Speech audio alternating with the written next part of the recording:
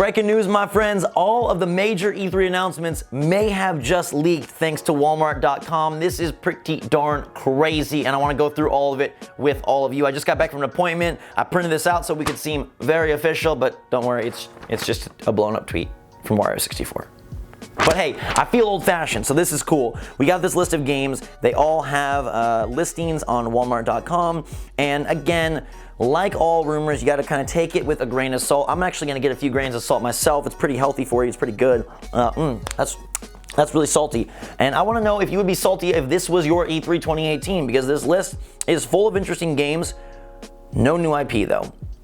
And again, let's just kind of go through and see how we feel about it as a whole, how we feel about the validity and the potential and the possibility of each game, and then you guys give me your take in the comments down below. So we're just gonna work through this. There's a bunch of games here. Just Cause 4 is the first one. That makes sense to me.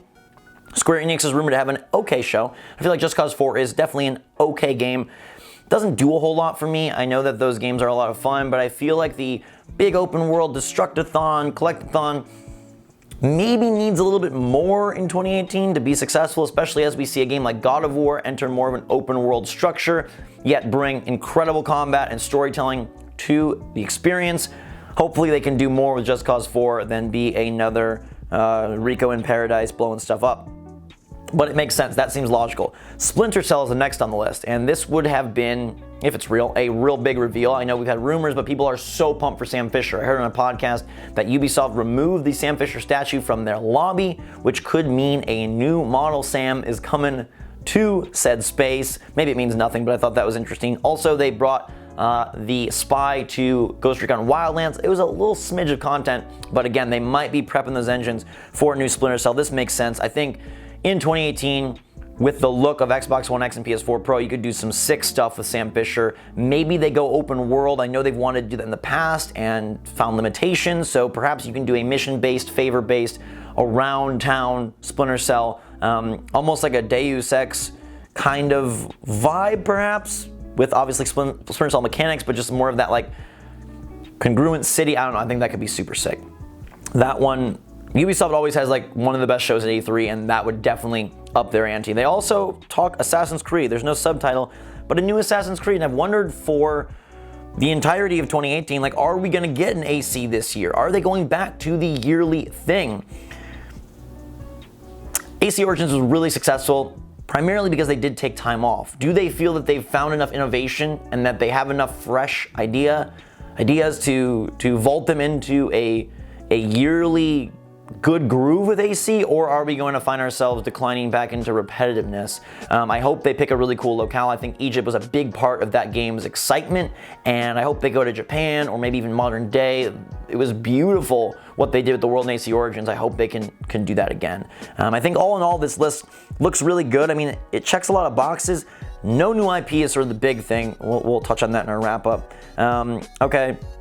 Lego DC Villains. Now this one here of everything adds the most validity to the list for me, because early in the year there was a credible rumor that Lego was prepping an Incredibles game and a DC Villains game. Well, since then the Incredibles game has been announced, which I'm excited for. It's no Infinity War, but I love Incredibles, so I'm very excited for that game. It's sort of the first Disney Pixar Lego thing to happen. I know obviously Disney owns Marvel and Star Wars, but this is the first of their like mainline Disney, so that's really cool. So DC Villains I think for sure is happening. Should be cool. Those games are always of quality. That adds a lot of validity to the list to me. Now we go right to the one that doesn't add validity to the list, and that's Forza Horizon 5, which cannot happen because we don't have 4, and unless Microsoft is getting way ahead of themselves, probably going to get Forza Horizon 4 this E3. Now, I definitely think we get a new Forza game. It's not 5, so maybe this is just a simple typo, or maybe it indicates that this is all BS, but that does make sense. Continuing on the Microsoft train, we got Gears of War 5. Now, I figured this would be a Halo 6 year. Maybe it's a Gears year. Microsoft has to do something. Sony keeps killing it with exclusive after exclusive that are exciting, entertaining, and extremely of quality. God of War is, by all accounts, going to be the game of the year. Detroit Become Human. I mean, I'm pumped because I love Detroit, but that game mixes storytelling, graphics, and some real tricky topics and some dicey subjects. They're really pushing the envelope. I played that game a couple times now, and one of those scenes I was like, whoa, I had chills and it's scary, and not in a jump scare or a horror way, but just they pack emotion there, and I hope that the final product, when we get it later this month, delivers. But you know, they also have Spider-Man, they also have Days Gone, so it's home run after home run, so Microsoft needs to pick it up. I don't know if Forza Horizon 5 or 4 and Gears of War 5 is really the medicine they need, but I guess it helps, and it does make sense. Borderlands 3, we know that's happening. We know Gearbox is on it. Is it ready? When is it coming out? Whether this list is real or fake, Borderlands 3 is just like an easy guess. I hope Borderlands 3, similar to Just Cause and Splinter Cell, really mixes it up. Evolve, change, innovate. We need more out of you, because Borderlands 2, back in the day, was the talk of the town, but I don't think that will be the case if this releases with a very similar structure in 2018 or 2019. I feel like that franchise got stale as it went along, and I think they need to innovate and keep the core concepts of what made Borderlands so fun, but bring it up to speed with some of the other stuff going on. To me, it's similar to Just Cause, where it's like a fun franchise that definitely deserves another go, but they've got to evolve. I'd love to see this on Switch, by the way. I think Borderlands on Switch would be brilliant. Like I said, I loved 1 and 2. From there, it got a little dicey, but I'd love to see Gearbox succeed. I know people have different opinions on Randy Pitchford and the company. I personally love Battleborn. I was sad it was such a flop, but I think if they can sort of put the pieces together, they could deliver something really cool. Here are some of the more interesting ones. Dragon Quest 2, I don't even know what that means. Is that Dragon Quest Builders 2? That makes sense. Dragon Quest 2 sounds like a remake of an original JRPG, which I don't think that's what this is. That's another place where I'm like, is this list even a thing, or is it just a bunch of placeholders to fill spots? We've seen Amazon fill up a bunch of like, oh, Switch placeholders or different game placeholders. I don't know. I'm sort of 50-50 on this list, because everything makes sense, minus the Forza Horizon 5 typo.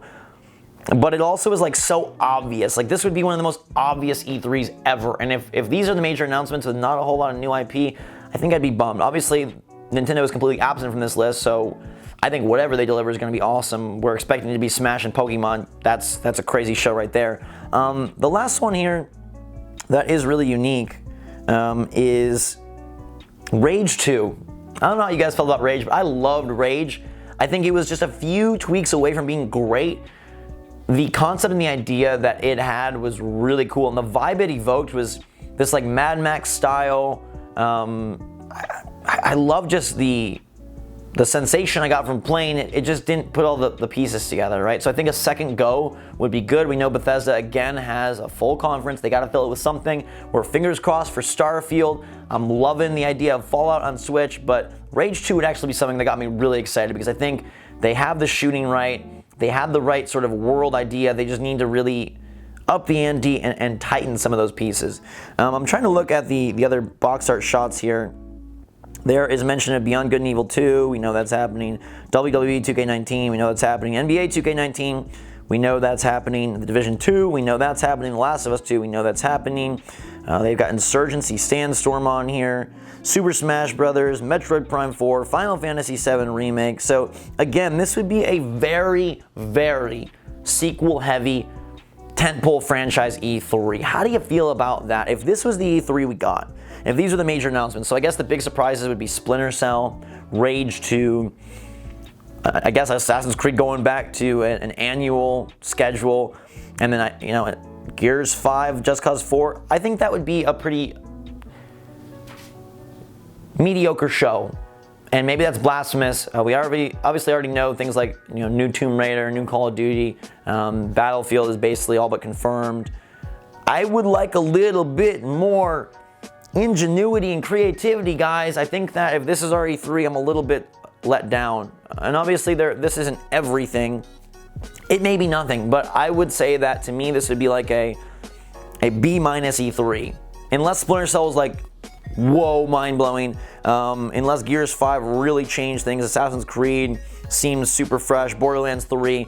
There's a chance, right? There's a chance. You walk into a Zelda Breath of the Wild and you don't expect it to rework the entire franchise, and then it does, and it's incredible. So we have seen that. God of War, hate to use that over and over again, but it's the perfect example of a game that evolved, reworked, and revitalized in a way that took an excellent franchise to pinnacle status So there's nothing to say these games couldn't do that, but I'd be bummed just because I like new stuff. I like fresh ideas. I like big surprises. None of these are really big surprises to me, like that like holy crap moment. I'm always looking for those. I go into E3 with a lot of hype. Maybe that's dangerous, but let me know your take on this list in the comments down below. Again, it's Walmart.com, so this isn't some random Reddit poster. This isn't some 4chan user. This is Walmart listing stuff. It seems to be being received on the internet and in the Twitter sphere as pretty legit. So let's take it as legit and see what you guys think. Let me know in the comments down below. Any of these games stand out to you? Any of this list really wow you? Is it a bummer? How would you feel if this was your E3 2018? Let me know in the comments down below. I'll be bringing you a lot more E3 coverage. We got predictions. We got sort of my ideas on what's going to happen. And then obviously I'll be there all week, so I'll be bringing you a lot of exclusive coverage, a lot of exclusive gameplay, a lot of cool stuff. I've already been invited to a ton of events. Lips are sealed, can't talk about most of them, but there are already some big ones, and like they're like, oh, we can't say what game this is. Come book an hour slot, and I'm like, thank you. Thank you. Finally, we get to see this. So look forward to that. Until that time, everybody, thanks so much for watching today. I love you. Drink some hot chocolate, eat your salt, and we will see you all later.